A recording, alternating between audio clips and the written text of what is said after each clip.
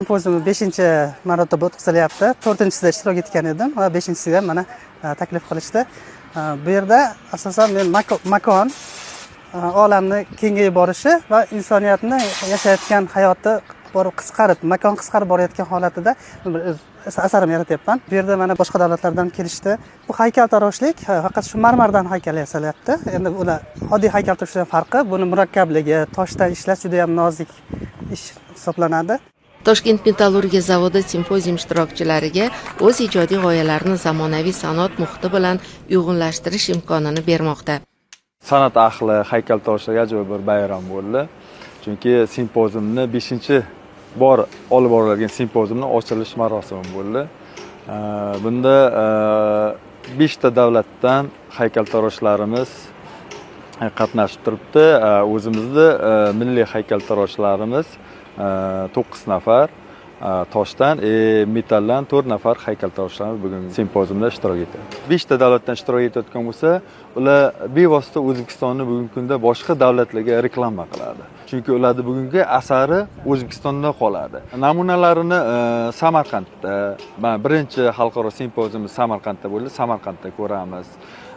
Toshkentda 2-chi, 3-chi simpoziumimiz tashkil bo'ldi. Mana Toshkentda bugungi kunda 5-chisi bo'lib turibdi. Bugungi kunda ham Toshkent viloyatimizda o'sha Nurafshon shahrida bu haykallarimiz qo'yiladi. O'zini jozibasini, o'zini o'sha madaniyatini, yana ham yillar o'tgan sari toshlardan qoladigan asarlar ertaga madaniyatimizni gapirib o'tadi bu haykallar. Haykaltaroshlar tosh va metall kabi mustahkam materiallar orqali iqlim o'zgarishi, atrof muhitni asrash, inson va tabiat o'rtasidagi uyg'unlik g'oyalarini badiiy ifoda etishni maqsad qilganlar. Birinchi simpoziumlarda kamroq haykaltaroshlar qatnashayotgan bo'lsa, hozir qatnashayotgan haykaltaroshlarning soni juda ortib boryapti. Masalan, oldingi yil 130 ta davlatdan haykaltaroshlar tanlovda qatnashgan. O'shandan 130 ta tanlab, o'sha 130 tadan 17 ta haykaltaroshlik ishi tanlanib, o'sha bizning hayotga tatbiq qilindi. Hozir bu yerdan chet eldan 5 ta haykaltaroshimiz bizlar bilan qatnashyapti. Bizlar uchun bu nima deydi, katta bir yutuq deb o'ylayman. Bizning vatanimiz uchun, bizning haykaltaroshlar uchun bu katta yutuq deb bilaman. Xitoydan, taniqli haykaltaroshlardan, keyin Fransiyadan, Italiyadan, Gruziyadan, Germaniyadan haykaltaroshlar qatnashyapti hozir.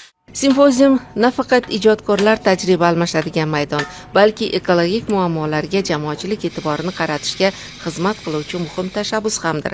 Yaratilayotgan har bir haykalda tabiatga munosabat, kelajak avlod oldidagi mas'uliyat va barqaror taraqqiyot g'oyalari mujassam. Xalqaro haykaltaroshlik simpoziumi 25-iyulga qadar davom etadi.